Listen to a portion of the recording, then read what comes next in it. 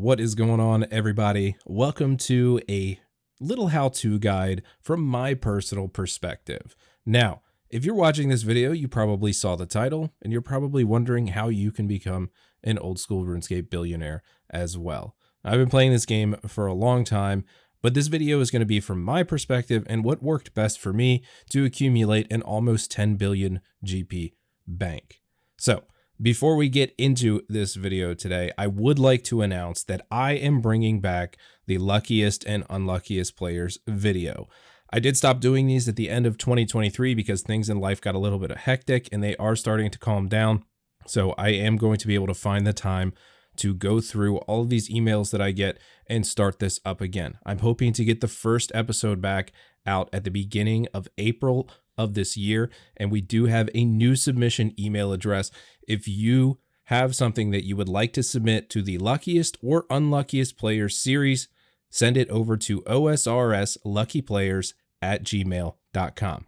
Now, I will warn you, we are going to be quite a bit more strict with the lucky and unlucky submissions that come in because we want to keep these videos a little bit shorter than 20 minutes as they were last time. I feel like I was a little bit too lax with the requirements, so we are going to toughen it up a little bit for the return of the series. I hope that you all have been waiting and have saved your luckiest players screenshots. Send them in, and I hope to get you featured. So, how can you become an old school RuneScape billionaire? Well, the answer to that question is it's any way you want, really. Any way that is available to you in the game, you can do it. However you like to play the game, however you enjoy the game, that is how you can become an old school RuneScape billionaire. Like I said, for this video, it's going to be from my personal perspective and exactly what worked for me. Now, obviously, this is an MMORPG.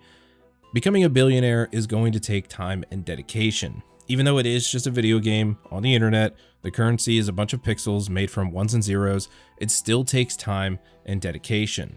If there's a certain way that you like to do things, don't let other players in this game discourage you or deter you from enjoying the game how you like to enjoy it. Me, for example, I am an incredibly lazy player. I rarely ever do anything in this game that is considered efficient because I like to just enjoy the game. I don't want to feel like I'm working when I play the game, and that's just how it is for me. So let's start off with early combat. That is where I started. When I started my current account, I focused on low-level questing and followed that up with getting all of my non-combat skills to about level 50. At that point, it was combat, combat, combat until I was comfortable enough to start using Vanaka as a Slayer Master. From that point onward, everything I did was focused around the Slayer skill and leveling my combat. So after I hit that point where I could start using Vanaka as the Slayer Master, Slayer was my absolute main focus. It has always been my favorite skill in this game. It was my favorite skill back in the day. It was my favorite skill when I started old school RuneScape. Now, not only would this make me money, it would also allow me to raise my combat related skills while making that money. Slayer is a skill that is built to build up a bank. I don't care what anybody else tells you. Some people will speed through it with AFK tasks in a multi-way combat zone. Some people will try to get every cannon task they can. But in my opinion, that is a huge waste of time that you could be building a bank and getting the items that you need to progress into endgame content. I made the money I needed solely through the combat skill, and by the time I was probably around like level 100 combat, I had already earned enough money to buy best in slot melee armor and weapons. Granted, this was back in probably about 2015-ish when it was relatively cheap compared to now, but back then it was still considered kind of expensive. Before I thought about anything else, the main goal was 99 Slayer, and following that, 99 in all of my combat skills while using Slayer. On a main account, you will hit 99 Slayer before you hit 99 in all of your combat skills, so you can use that extra Slayer experience past 99 while getting the rest of your combat 99s to make even more money on top of what you've already made. Now, a huge part of advancing in the Slayer skill is going to be Slayer bossing. As soon as you are comfortable, you're going to want to unlock like a boss.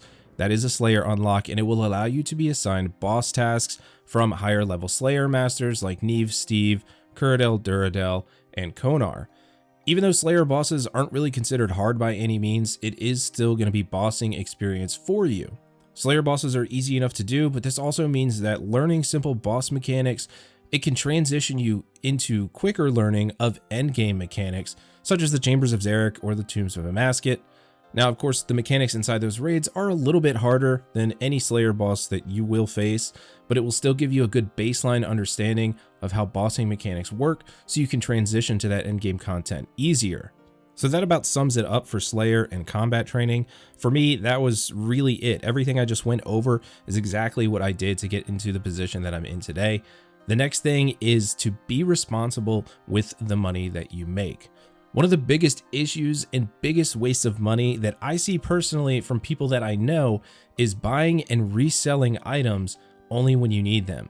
It might only be 100K that you lose here or 200K there, but over the long run, that money is going to add up and you're going to lose a lot of money while you keep selling your gear and buying different gear for the current task you're on. Maybe you get a Vorkath task, so you buy all this nice best in slot ranging gear. Okay, well now you're finished and you don't have anything for melee, and then you go and sell it all, and maybe you've lost a couple million GP because of the price fluctuations there.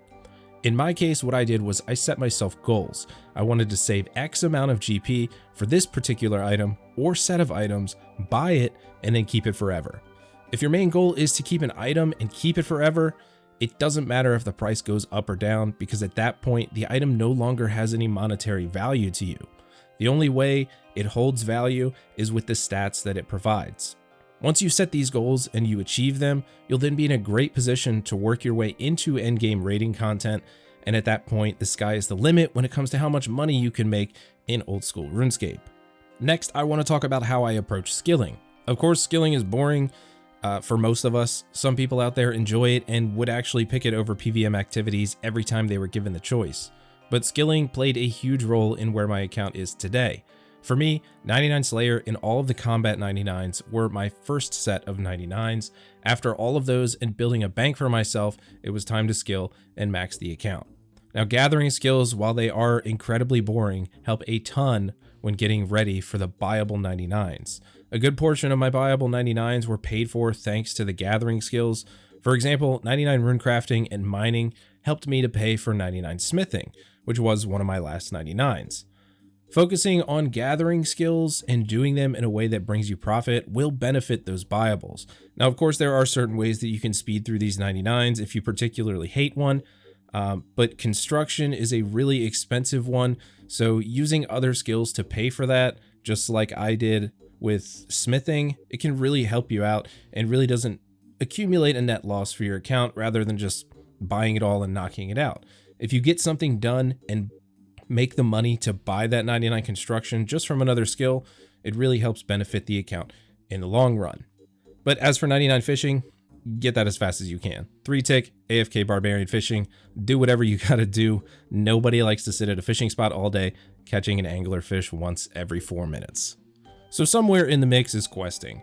Now, some people like to go for the quest cape as soon as they possibly can. Some people do it last. Some people just work on it here and there. As for me, questing was more of a job to me. I really do not enjoy questing, so I tried to split questing up as much as I could. I did a quest here, did a quest there, did this quest if I needed to unlock a certain area or a certain activity. So the questing portion is really going to be up to you. I don't really have any advice on that because I cannot stand questing. So it wasn't really an important part of the game for me. It was more of just a chore to get my account to the end game content by finishing all of the quests. So with all of that said, we're now at the end game. At this point in my journey, I was maxing and ready to do literally whatever I wanted in the game. As they say, now that you've maxed, you can finally play the game. And it's kind of true in a sense. You can actually play the game. And by play the game, what I mean is do whatever you want, no matter what it is, because you're maxed, you have access to everything. The only thing that will hold you back in the future is new content releases. But at this point, you're able to just knock it out and continue playing the game as that stuff is released and comes into the game. So what do I do now? Mostly just collection log hunting. I'm currently still slaying, closing in on 100 million Slayer experience. It is my favorite skill, always has been, and with top tier Slayer masters, boss tasks are pretty frequent. It's what I enjoy and it's what I'll keep doing until I get all of the green logs or the old school RuneScape servers shut down because I'm the last one playing. So although this video was a little bit on the shorter side for my usual video lengths, This was just something that I thought would be a good idea, especially to convey to players that are probably coming into the endgame content or maybe around the middle of their account. Perhaps it can just give you guys maybe some sort of insight as to what worked for me, and maybe it'll work for you too, if we're the same type of people that like to play the game the same way. So if you like this video, please leave a thumbs up down below. If you have any questions or comments, also leave those down below. I do try to read everything, go through the comments, and respond to all of them that I possibly can. If you want to have a discussion, or if you have any other pointers for other players that they might be able to check out, leave them down below. Couldn't hurt. Once again, thank you guys for watching this video. Don't forget to subscribe to the channel. I will see you on the next one. Take it easy.